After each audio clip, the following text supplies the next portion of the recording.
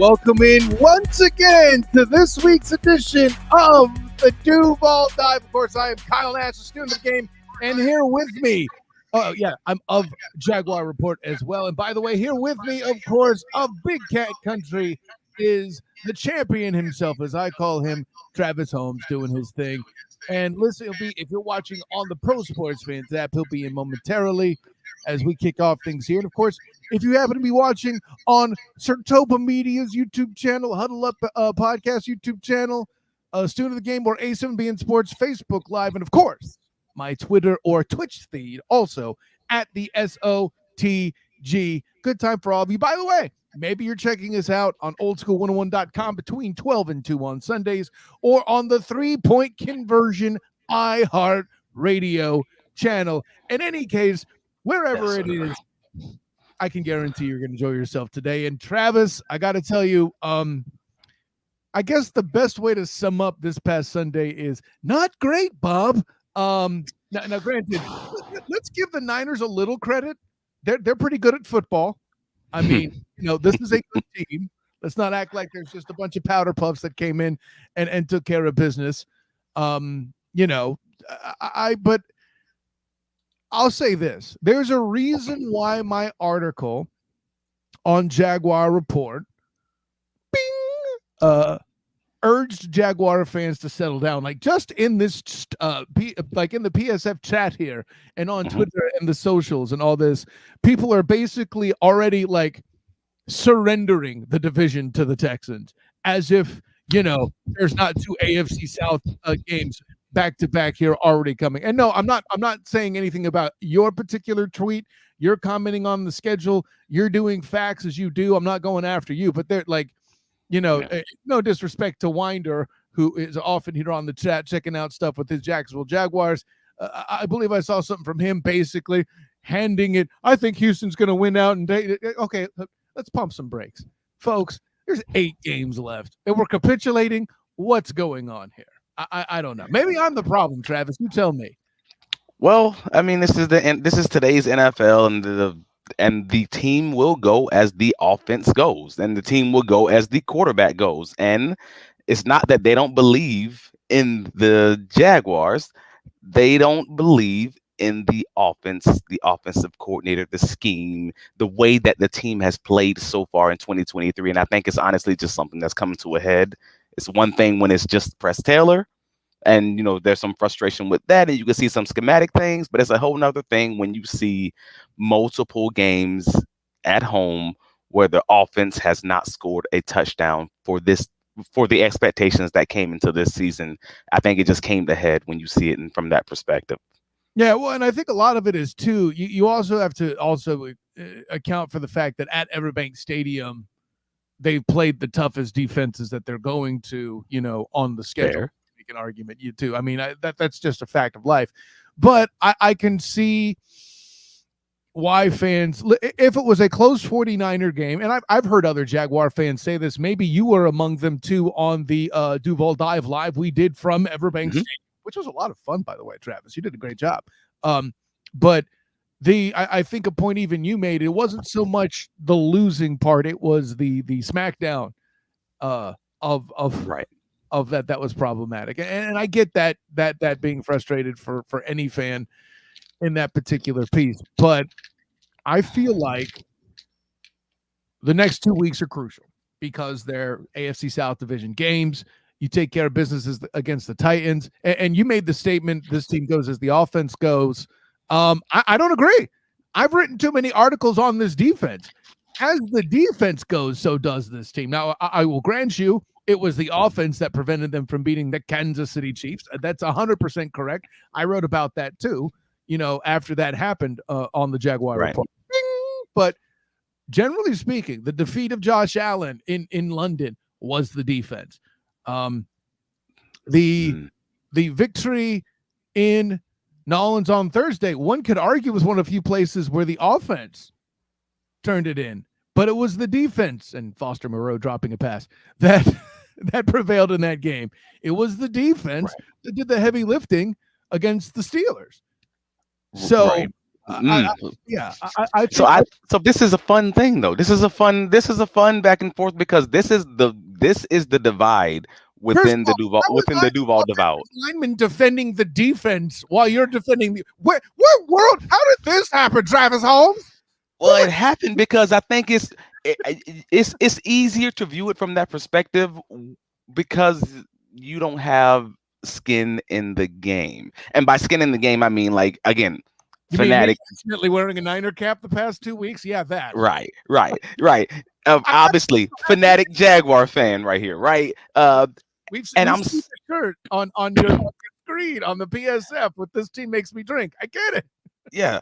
So it's and this is the rub. This is where the divide is sort of happening within the Duval devout right now. You have the people who have been fans for a very long time, and they have seen, 11 out of 12 years where this is a sub 500 team, or essentially historically bad team, and they're just like, hey man, we're just happy. We're 6-3. We're just happy that we're up there being talked about. We don't have to be the greatest team ever. Blah blah blah, et cetera, et cetera, et cetera. And they're not wrong.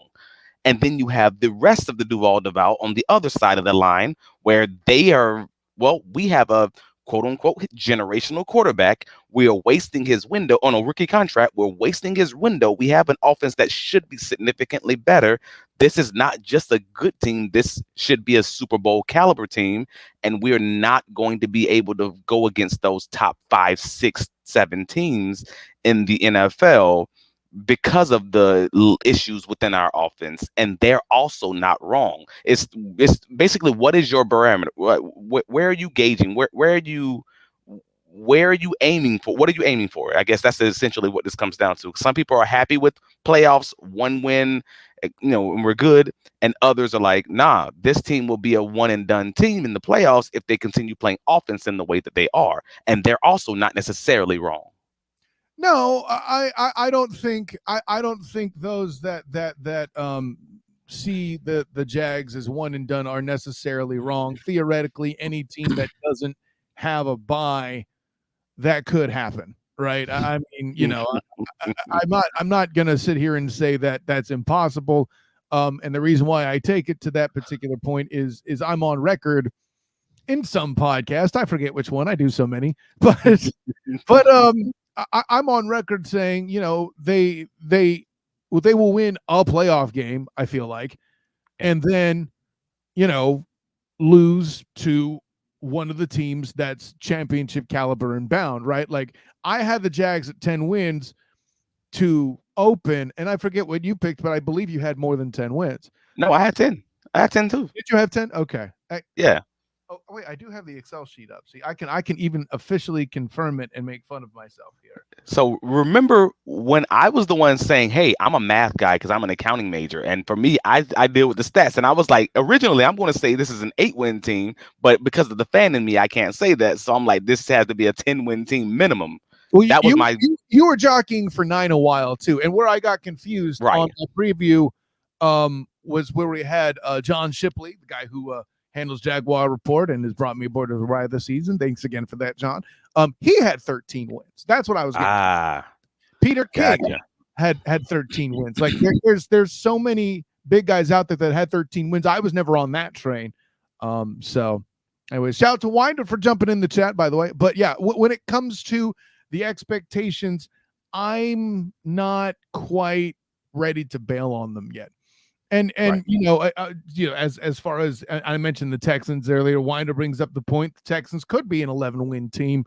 They have an easier schedule to close out. Yeah, they play some really tough defenses. I agree, but the most explosive offense that was remaining on their schedule that I look at it immediately was Joey Burr, whom they beat.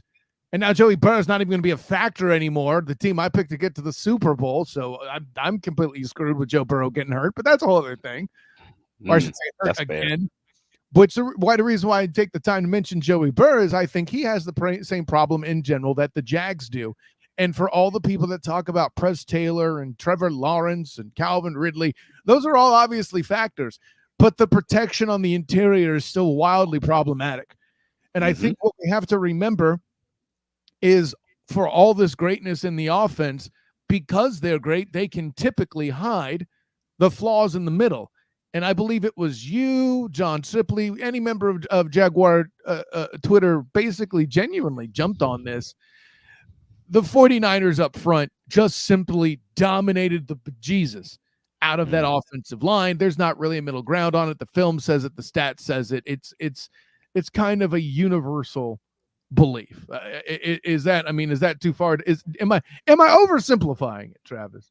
No, I wish it was more complex, but I mean, then there are some small things, some small victories, and some small losses within that game that you can absolutely, take from and glean from it. But for the most part, hey, that's really what it came down to. Where's the beef? Like, we got beat up in the middle on, honestly, both sides of the ball, and that sucks. It's like lesser on the defense, but at the end of the day, it's still, that's what happened. The explosive plays on defense were sort of a different thing. That's more in the secondary, but they still didn't get much pressure as far as that piece was concerned. Well, sacks. I won't say pressure, because Josh Allen actually did have a pretty good game, and technically so did Trayvon. But Whoa! Can you say that out loud and not have your well, it's a hard thing when you get demolished 34-3 and then still be like, well, but actually the deep, like, I don't want to be that guy, but it's the truth, right? Like, Well, but you mentioned the domination up front was where it started, and that there were some other particular things that the Niners defense did to further rain pain upon the Jaguars offense. As if you're following along in the PSF app, we've uploaded some videos there that go along with this too, and then we also have the videos that we'll be showing here on the stream, and you can listen on the pod. Travis will walk you through what we see, but let's go over this first thing here of what the San Francisco defense did to slow the Jaguars. Take it, Travis. So this actually goes back to the playoffs in the Tennessee Titans Week 17 game last year, where the corners, frankly, 10 to 12 yards, they just sat down on the routes. They don't respect the Jaguars beating them deep. And San Francisco did the same thing. We're 12 yards down the field, and the primary read, he's reading this high to low from the slot to Calvin Ridley, through Calvin Ridley. This is the first series of the game, and they're just sitting on routes at 12 yards. They don't respect the Jaguars to beat them deep, which is why this whole conversation has been occurring with Doug this week, asking, why are you guys not taking more deep shots? And that is what it comes down to. The Jaguars are the bottom of the league as far as their ADOT, as far as their depth of routes also, for their receivers. So it's pretty religious that these guys are just not trying to run deep. And then when they do, it generally works with the pass interference here and there, but they just don't do it enough, and teams are just banking on that. That will give up that one deep shot that you might actually, connect on. But for the most part, hey, we just don't believe you're going to beat us deep consistently. And the Chargers did it. The Titans did it in Week 17. And the 49ers did it, and it worked. And the Jaguars didn't have a counter so far. And here's my whole thing, though. A lot of people act like that's a problem. I think that's a symptom. And what did I just touch on? What have we been touching on throughout the year lightly? This offensive line doesn't really hold up to a team that's going to try to take shots down the field. And listen, Trevor's already suffered an injury. I wonder how much of this is a little paranoia, for lack of a better word, surrounding the fact. And now, granted, when he was hurt, Trevor was all like, that's okay, I got this. Led the damn team in rushing. I mean, sure, why not? But I say all the above to say, I don't think them taking shots downfield, or rather not taking shots downfield, is a problem. I think that's a symptom. Hey, listen, maybe I'm turning out to be right about the Tank Bigsby pick after all. Maybe they should have gotten a guard. I don't know. So them not taking shots downfield, from my perspective, is a symptom, but it's a symptom of a different issue. And that's why it is partially on the O-line not allowing him time, ... However, it is also partially about the fact that they don't have a receiver that can win contested catches deep. Or contested catches at all. And again, you know me. I love my boy Christian Kirk. Like, I love him. But as a receiver, that is not generally what he does. The same applies for Calvin Ridley. Calvin Ridley's best year in the league, he was a 44% contested catch guy. That's below average in the NFL. That's his best year. He was at 29% when I last checked earlier this year. Like, he's not a contested catch guy also. He's a great number one when you use him in the right way. But in the way the Jaguars are using him, and within our scheme, he is not that now you can't just leave him on the outside, just tell him to run deep and just basically leave him outside of the hashes, not put in motion, not put him in bunch sets. These things that we need that he did in that he did for the Falcons. We're not doing those things with him. And this sounds like a good opportunity to address something. So we've cited the O-line and you've cited the receivers not making contested catches, but Trevor and the social medias want me to believe that, and Arden Key as well, by the way, and you can read about it on the Jaguar report by my dude Evan. Bing! But Trevor Lawrence can't read progressions. Travis, put together a nice little compilation to disprove the haters. The floor is yours, my friend. No, Trevor's great at reading through his progressions when he has the time and when he needs to. I mean, these are two 2022 examples. He read every single route against the Indianapolis Colts to get Brendan Strange his first career touchdown. We've seen this year. You said 222. You mean 2023 ones? You mean this 2023? Season? Yeah. Yes, both from this season. My apologies. And then this is a contested catch by guess who? Zay Jones, who just so happens to be the Jaguars' top receiver in contested catch rate. That's not random. Again, this is a contested catch. This is normally one of those catches that the receivers just don't come down with for fill in the blank reason. And by fill in the blank reason is that's not their style for the most part. Or it typically could be a drop. There's that. Or it could be a drop, or the feet don't come down at the back, etc. These are things that we know Trevor Lawrence can do, but within the scheme of the offense, within the way that they have been running the offense, it makes it so that these catches have to be contested. So that's why you end up seeing this ancillary thing where you all of a sudden have Calvin Ridley having 200 yards and pass interference penalties, because he's not catching these deep balls, but they're happening. But the reason is because there's no separation, and all the stats back this up. So if you start putting the stats together where Calvin Ridley has like minimal separation, but he has all these pass interference penalties deep, but he also has a low contested catch rate, you're starting to figure out, oh, wait a minute. Okay, that's why this is happening. This is literally happening because, he's not getting the separation, but he's also not a contested catch guy, but they really can't stop him without grabbing and pulling. Yeah, okay. I was going to say, I would reset the stat to take those PI calls, those DPI calls that he does get. To me, that's a contested catch win. You may not have it on the stat, but that's fair. But there's a lot of receivers who you can PI and they'll still come down with the ball. Hold on. I'm not disrespecting greatness. Let's not be silly. And Calvin Ridley isn't that yet. Don't move the goalpost on me, Travis Holmes. I'm not saying that at all now. So this was an argument that I was having with, and I forget who it was, another Jag fan on social media, on Twitter yesterday, X, whatever, yesterday, because that was the only people who are on X are apparently the people that think that Trevor Lawrence can't read. See, it's funny because I joked about drugs. Oh, national media people. But no, this is an argument we were having. I'm like, I love the pass interference stats, and I wish he would get credit for it. And Press Taylor said the same thing in his Thursday media availability, which I just wrote about on Big Cat Country yesterday.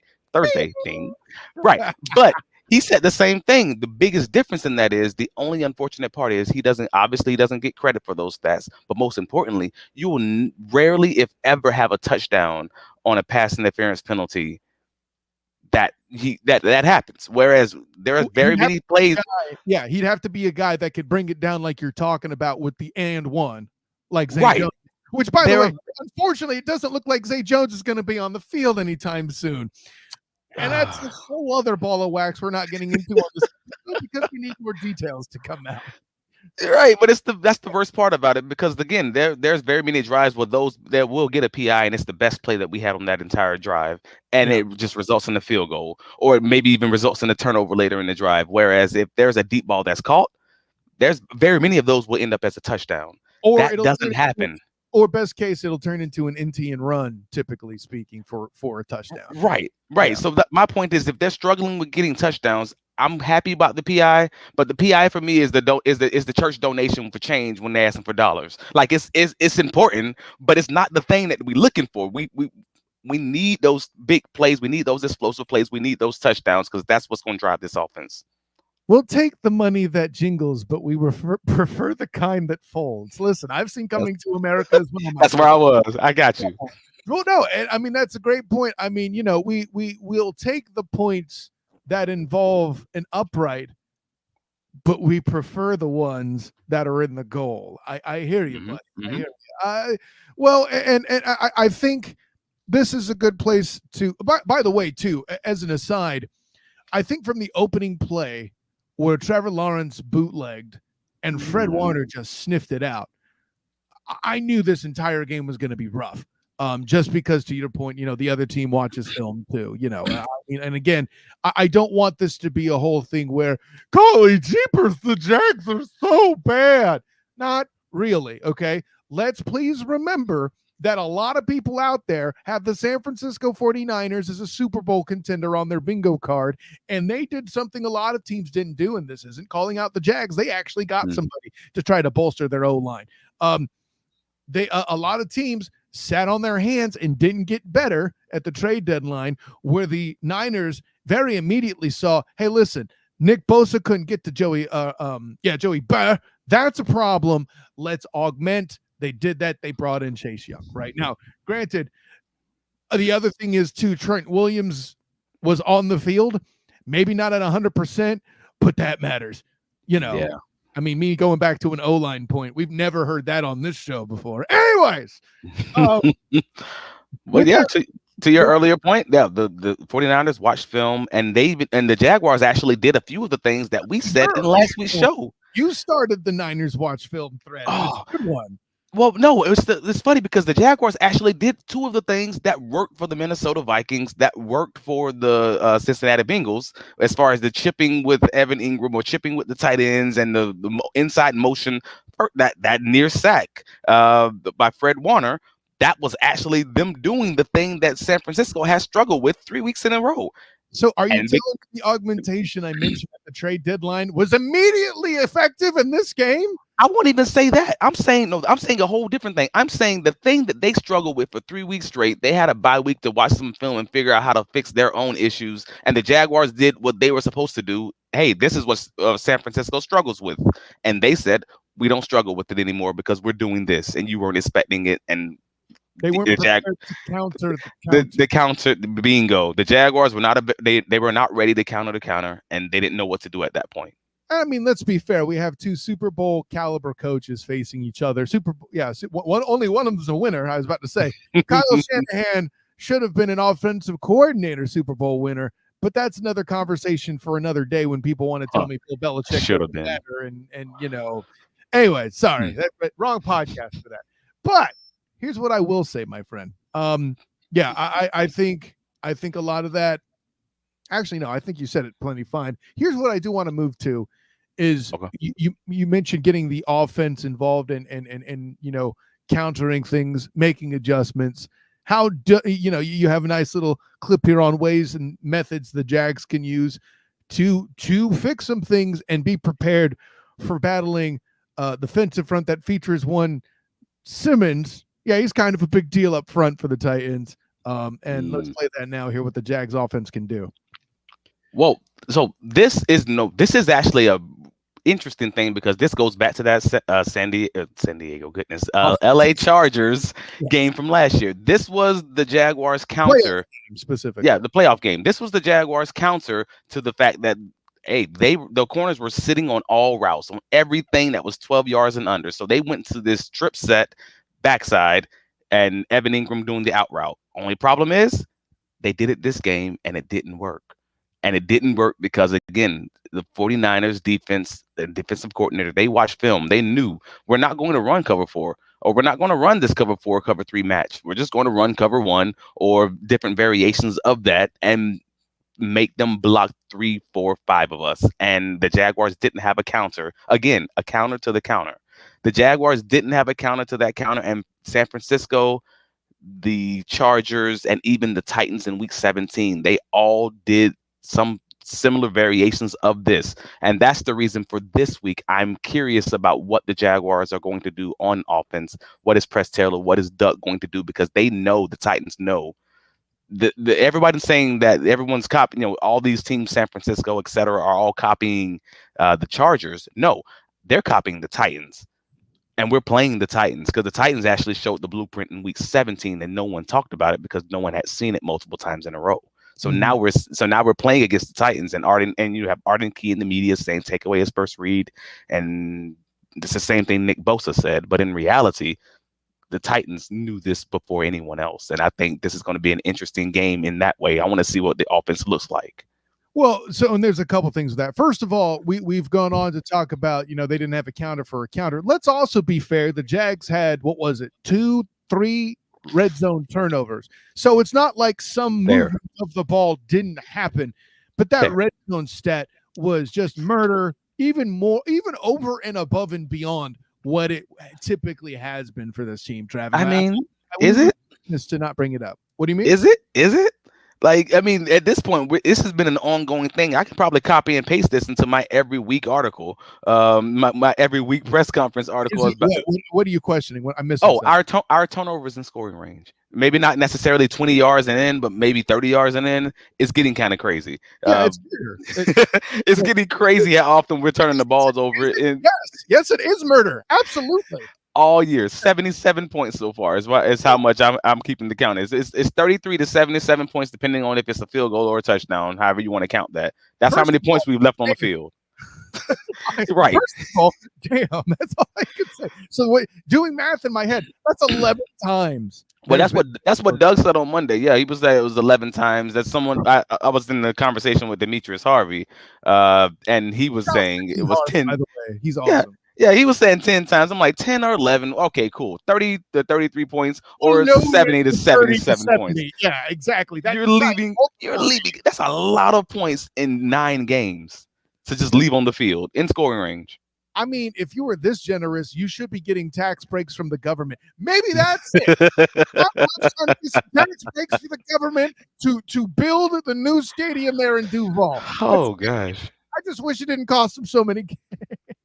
That's funny.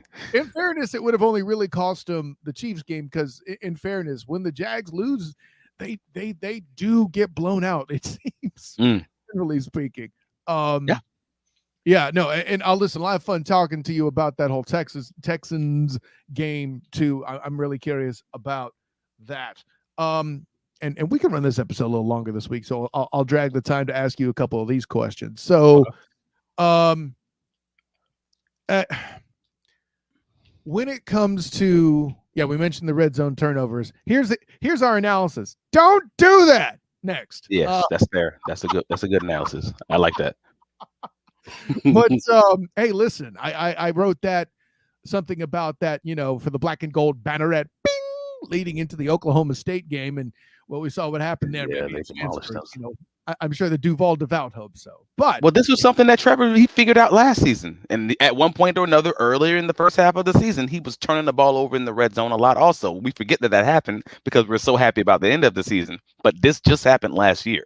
He was turning it over a lot, and eventually he stopped playing hero ball, and it worked out well. And we can't believe Travis Etienne anymore because he's holding on to the ball. That's actually fair. Trevor's the one doing the fumbles too now. Yeah. Well, Trevor. Well, no, I take that back. Take Bigsby as the new Travis Etienne because he's. I'm sorry. Yeah. He's taking over that mantle. By the way, as a quick aside, I know people are blaming him for the one interception. I feel like Trevor burned him out. Am I right?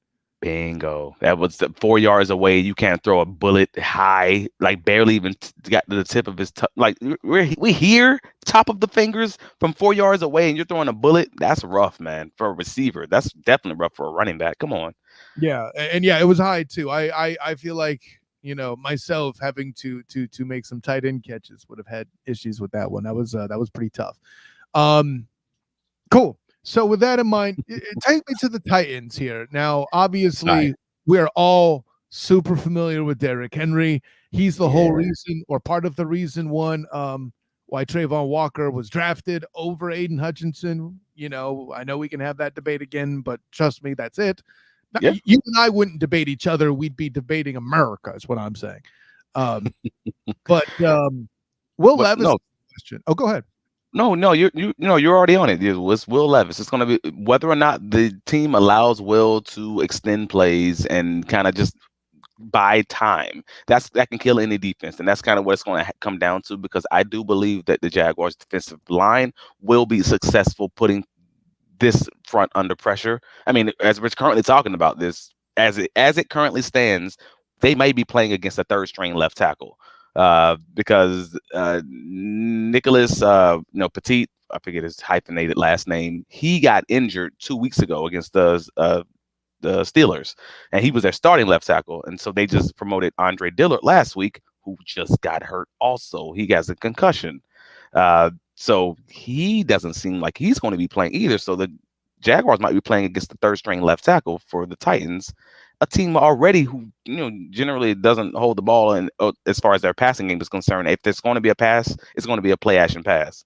That's who they are. Yeah. So it's going to be 7-step drops, 5-step drops off play action for those long plays. That leans towards the Jaguars. That leads towards Walker. That leads towards Allen. Benefit Jaguars defense there. And also Treylon Burks. He hasn't practiced yet because he's also had a concussion again 14 days ago. Ooh. But he has a concussion history. Yeah. So maybe they're being cautious with him, perhaps. So it's quite possible they may be down to their top receiver and their top 2 left tackles. But the Jaguars still that don't help the Jaguars offense. That just that helps the Jaguars defense. So hopefully they can just stop turning the ball over and at minimum get field goals. I think it's going to be one of those kind of tight games. And historically they have been versus the Titans. The defensive groups that this team has faced, right? DeForest Buckner twice, Chris Jones, Bosa. Who am I forgetting? Young and Bosa. I mean, yeah, TJ Watt. That's fair. I'm not naming more than one. I mean, Lloyd and the Buffalo Bills. You got what was it, Lloyd and they don't have a super big name, but that defensive tackle core is awesome. Like maybe the lightest defense they played was Atlanta. Yeah, I guess. Yeah. And that's why they played the way that they played, pretty much from the end of the first quarter, just sat on the ball and just play keep away and just kind of won the game that way. And not playing hero ball, to your point, my good friend. Now we got Jeffrey Simmons. The Saints guy, Cam Jordan. Cam Jordan, there we go. Yeah. Yeah. Lot of names on there that this offensive line's trying to battle, which, I mean, we gave Anton Harrison props on the midseason show over the bye week, and there's a reason for that. But he does not play guard. And Walker Little also having his worst game of the year. Like there's a correlation. Like when the Jags lose, somebody has their worst game of the year, right? One could argue the Chiefs game was Anton Harrison having his worst game of the year. Talk about baptism by fire. Chris Jones comes back. They line him up and single him out, all that. The Texan game, defense has easily the worst game of the year. The Niners game, say what you will about the defense that week, but I would argue the offense had their worst week. It's one thing to have red zone turnovers. It's another to have them that off them or often and just be completely obliterated too. So there's that. That is fair, but actually John Shipley of the Jaguar Report, he actually was the one who commented it was off my radar. The fact that the Jaguars defense, while they didn't play terribly against the 49ers because the offense did play terribly, the defense has not done well against this San Francisco 49ers offensive scheme. Because that was the Houston Texans. They are also running that same scheme. And if you recall, the first Houston game, the only game the Jaguars defense played dreadfully, that was against this scheme. So they are 0 for 2. The defense is 0 for 2 against this scheme for the San Francisco 49ers. You're trying to tell me a first-year head coach from the team that he was previously at used a similar offense? Whatever do you mean? No. Oh gosh. So that's something to just keep in mind, and just keep in the back of your head when we play the Texans the second time, because you want to see I want to see this defense succeed against that scheme. Otherwise, it may be one of those situations where they have our number, and you see that in the NFL. There are certain coordinators who just have their numbers against certain DCs and vice versa. So that's the next thing the Jaguars will have. The next hump the Jaguars defense will have to get over. And as it stands, the Jaguars offense hump to get over is: are you going to be able to play to block well in the interior of your offensive line? And I don't know how you scheme around that. That's an interesting one. And something you mentioned earlier about the Titans putting up the blueprint, which, by the way, I think is a fine point. But here's always what I come back with whenever anybody, not just you, Travis Holmes, talks about, well, they so-and-so brought the blueprint. It's Right. about being able um to reestablish, to observe the same results. Do you have the proper pieces in on the construction site to build Right. to the specs of the blueprint? And Right. listen, say what you will about the Titans, the 49ers, they are not. So Also correct. No, that is also correct. But my underlying point is that these are the people who have the correct scheme. okay. Now, whether or not you have the right dogs, I mean, this can be when you order from Wish versus when you order from Amazon. Like it can be the same product, but it's not exactly the same thing. You know what I mean? So I get that. My point is whether or not they're going to struggle to that extreme as how they struggled against San Francisco. No, I don't believe that because they don't have the same dogs San Francisco has. Right. But are they going to beat the scheme? And that's what I come back to because again, Houston didn't do the same thing that the 49ers did. Ran the same scheme, didn't do the exact same thing. They didn't dominate in the same fashion, but they did dominate. And that's my point: is beat the scheme, and then worry about beating the players later. You can't really change that because the help is not on the way as far as free agency, as far as the draft. That's not here right now. But you Right. can do your best to beat the scheme schematically. And oh, by the way, the added little salt and pepper, if you will, of having Arden Key as a former member of the lineup, able to provide a little bit of insight there too. How useful that is or isn't, I suppose we'll see. But yeah, that'll be interesting to say the least. I'm with you. I think the Jags need to be careful about Arden Key being a factor trying to penetrate the middle along with the rest of the Titans defensive front. So I definitely get where you're going there. I mean, the punchline is this. You can have a blueprint, but if you use toothpicks instead of 2x4s, it may not be as likely to stand. That's all we're trying to say here, folks. Anyways, let's get into that time, Travis. Tell the people what you think's going to happen. Oh man, I'm split on this one because I want to sell. Well, all right. Let me just tell you what my original assessment was. I view this as a low scoring defensive battle where the Jaguars are going to win 13-10. I now as we're getting later in the week and I'm seeing the injuries and everything else, they're kind of figuring out. I'm still leaning towards it going to be a close game, a low scoring game like that, but I'm going to put it closer to 16-10. Still ugly, haymaker defensive battle with a lot of running the ball, turnovers, etc., and just a lot of field goals. So it's going to come down to something like that. So that's where I'm leaning. Jaguars 16, Titans 10. Wow. I guess we're doing this again there too. I don't think you're obviously betting the under. I don't share that sentiment. Now, granted, I don't think anybody's scoring 30. And heck, I see Winder comment that he likes the ugly score call there on the PSF app. But like, I'll say this. I think those games are fun to watch. I just don't think we're getting that here. Will Levis is a lottery ticket. He's going to keep going back to the convenience store and continuing to buy the lottery ticket until one hits.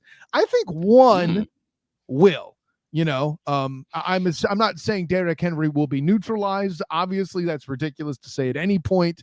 I think the offense comes out and has a better game than they did last week. I think those turnovers that we mentioned in the red zone were problematic. I think at the very least in this week, they're field goals. So they may get the kind with uprights, and I think they'll get one or two that's the kind where they get in the goal. Okay, I get that. I think we're gonna see 27. 18 is kind of what I have in my mind. I don't believe in Will Levis. I don't believe in the Titans offense at all. In order for the Titans to break 20, I think the Jags have to have 3 turnovers. I just don't see that this week. So, I think, but that being said, this is a divisional game. The physics, the physics aren't science; they're art. And I'll leave. I got you. Yeah, throw the predictions out the window, especially when it's a divisional opponent, and more importantly, you're playing against someone who has a limited resume like the Mayonnaise Messiah. That is a Mike Patton special. The Mayonnaise Messiah. We got to go with that one. Well, hey, see, listen. All I'm going to try to tell you is I think Josh Allen will have the Mayonnaise Messiah going bananas. Boom. So, with all that in mind, Travis, tell the people where you can be found. I can be found on all the socials, Travis D. Holmes, and you can find me here every Friday, 11 a.m., wherever you catch your podcasts. Duval with Jaguars podcast. You can find me every Tuesday night, 8 p.m., at Inside the Pigskin from the South Florida Tribune. And you can find my writings covering your Jacksonville Jaguars at bigcatcountry.com. Hey, we got to check in from our guy, Drew Willingham. See, I didn't cover up the logo this week. Woo! Here we go. I think I got all the promotional stuff in this week. I mentioned oldschool101.com from 12 to 2 on Sunday. Bing! I did mention the 3-point conversion iHeartRadio channel. We're good there. Sertoba Media just got the shout out, as did A7B into Sports at the beginning of it. And Huddle Up Pod, I mentioned them at the beginning. And then, you can listen to this on any podcast as well through the Student of the Game channel there. Yeah, I think I just propped everybody I need to. So all I have to say is I'm Kyle Nash, the Student of the Game. Find me on Twitter at the SOTG. Find me on Instagram and Threads as the same, the SOTG, and find me on Facebook as a Student of the Game. By the way, if you happen to follow UCF, check out the Black and Gold Banneret. I wrote up last night's men's basketball win over Cal State Fullerton, 72-44, Travis Holmes. Woo. I know. They were not happy about getting beat by 13th ranked Miami earlier in the week, so they took it out on the Titans there, ironically. See what I see, right? I tied it in there, Travis. No, I got you. Also, I will be covering UCF football as they travel to Lubbock, Texas to battle the Texas Tech Raiders. And I will be participating not only by writing my weekly my night class article, but also night shift live after the game. So check all that on the blackandgoldbanneret.com site or the Black and Gold Banneret YouTube channel. Oh, bing! So, with that in mind, of course, I am Kyle Nash, the Student of the Game. Shouts to Winder for participating in the chat. Shouts to Drew Willingham for checking in. But until next time, everyone, class dismissed.